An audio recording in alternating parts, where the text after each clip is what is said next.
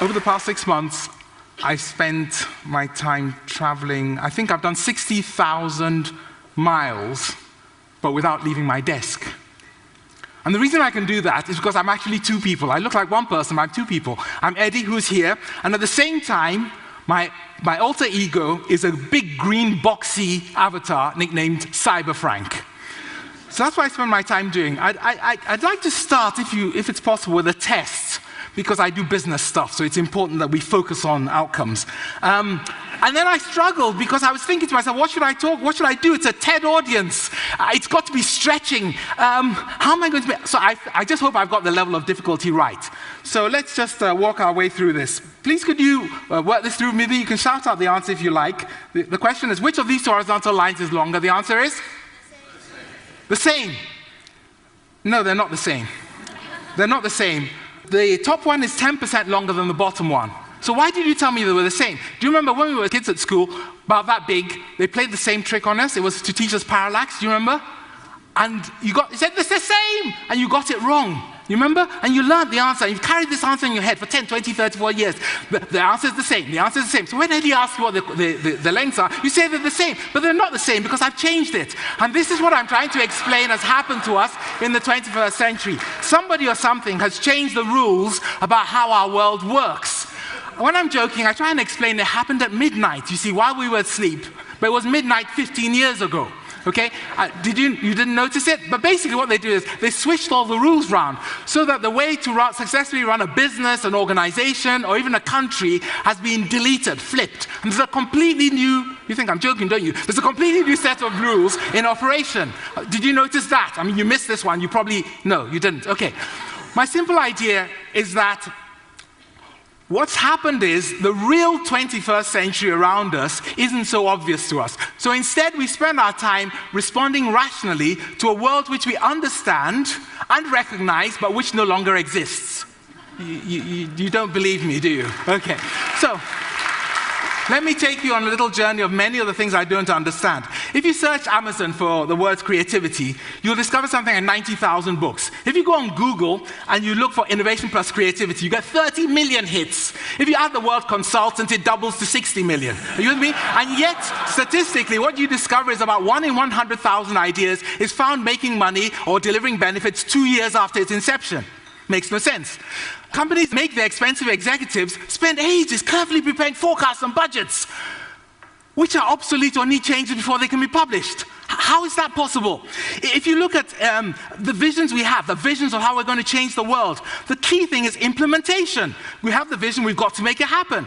We spent decades professionalizing implementation. People are supposed to be good at making stuff happen.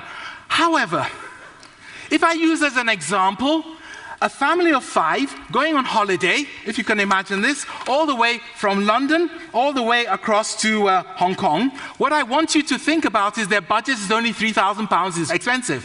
What actually happens is, if I compare this to the average real project, average real successful project, the family actually end up in Makassar, South Sulawesi, at a cost of £4,000, whilst leaving 2 of the children behind. What I'm trying to explain to you is there are things which don't make sense to us. It gets even worse than that. Let me just walk you through this one.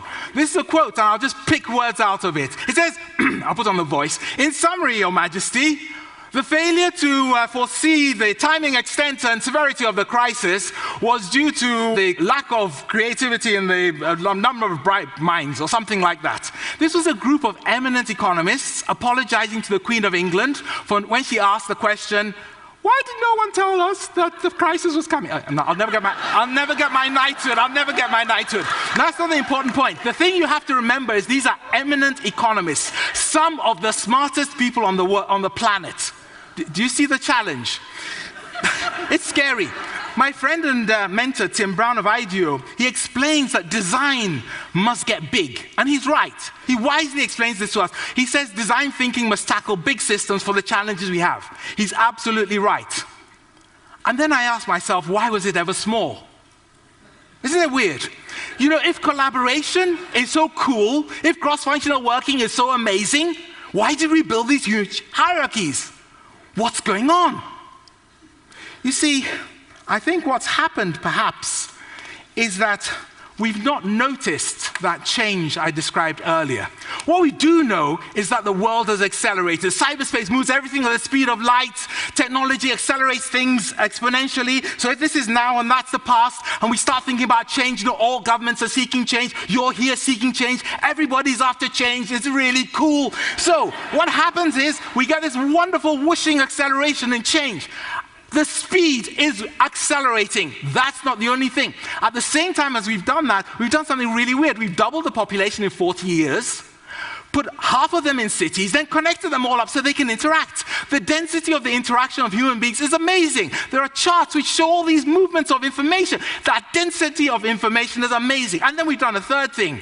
You know, for those of you who have as an office a little desk underneath the stairs, and you say, well, this is my little desk under the stairs. No, you are sitting at the headquarters of a global corporation if you're connected to the internet.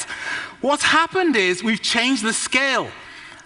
Size and scale are no longer the same. And then add to that, every time you tweet, over a third of your followers follow from a country which is not your own. Global is the new scale. We know that.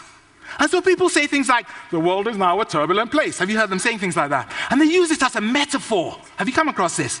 And they think it's a metaphor, but it's not a metaphor. It's reality. As a young engineering student, I remember going to a demonstration where they basically, the demonstrator did something quite intriguing.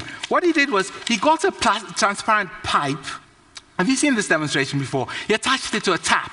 So effectively, what you had was you had a situation where, I'll try and draw the tap and the pipe. Actually, I'll skip the tap. The taps are hard, okay? So I'll write the word tap. Is that okay? It's a tap, okay? So he attaches it to a transparent pipe and he turns the water on. And he says, do you notice anything? And the water's whooshing down this pipe. I mean, this is not exciting stuff. Are you with me? So the water goes up, he turns it back down, great. And he says, anything you notice? He says, no. Then he sticks a needle into the pipe. And he connects this to a container, and he fills the container up with green ink. You with me? So guess what happens? A thin green line comes out as it flows down the pipe. It's not that interesting.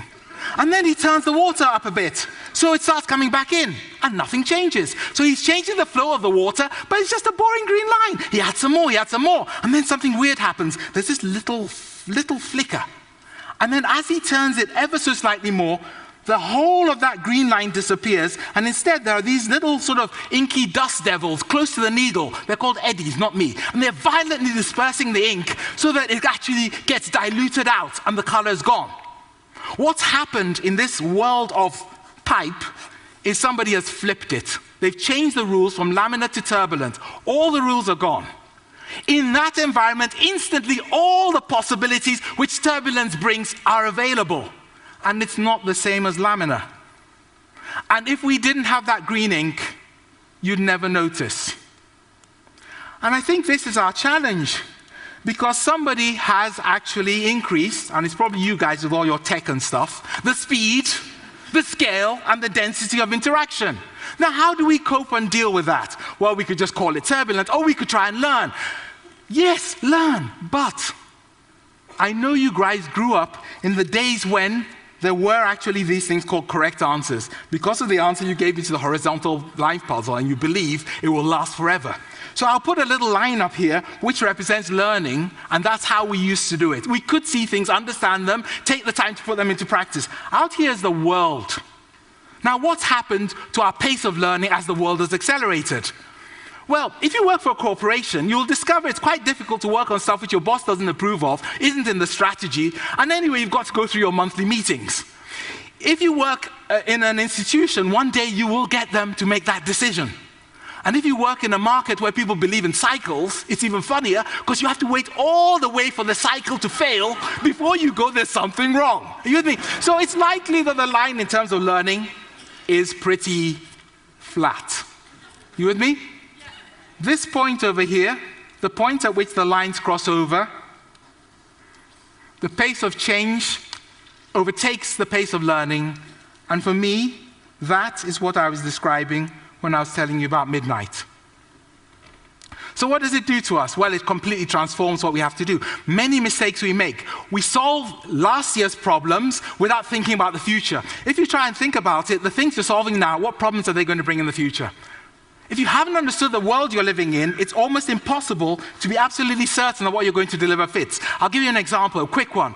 Creativity and ideas. I mentioned that earlier. All the CEOs around me, my clients, they want innovation. So they seek innovation. They say to people, take risks and be creative. But unfortunately, the words get transformed as they travel through the air, entering their ears. What they hear is, do crazy things and then I'll fire you. Why? Because in the old world, over here, getting stuff wrong was unacceptable. If you got something wrong, you'd failed. How should you be treated? Well, harshly, because you could have asked somebody who had experience. So we learned the answer. We carried this in our heads for 20, 30 years. Are you with me? The answer is, don't do things which are different. And then suddenly we tell them to, and it doesn't work. You see, in reality, there are two ways you can fail in our new world. One, you're doing something that you should follow a procedure to. I know it's a medical thing, you're sloppy, you get it wrong. How should you be treated? You should probably be fired. On the other hand, you're doing something no one's ever done before. You get it completely wrong. How should you be treated? Well, free pizzas. You should be treated better than the people who succeed. It's called smart failure. Why? Because you can't put it on your CV. So where I want to leave you then is with the explanation of why I actually traveled 60,000 miles from my desk. When I realized the power of this new world, I quit my safe teaching job and set up a virtual business school, the first in the world, in order to teach people how to make this happen. And I used some of my learnings about some of the rules which I'd learned on myself. If you're interested, worldaftermidnight.com, you'll find out more. But I've applied them to myself for over a decade, and I'm still here, and I still have my house. And the most important thing is, I hope I've done enough to inject a little green ink into your lives so that when you go away and you're making your next absolutely sensible and rational decision, you'll take some time to think, I wonder whether this also makes sense in our new world after midnight. Thank you very much.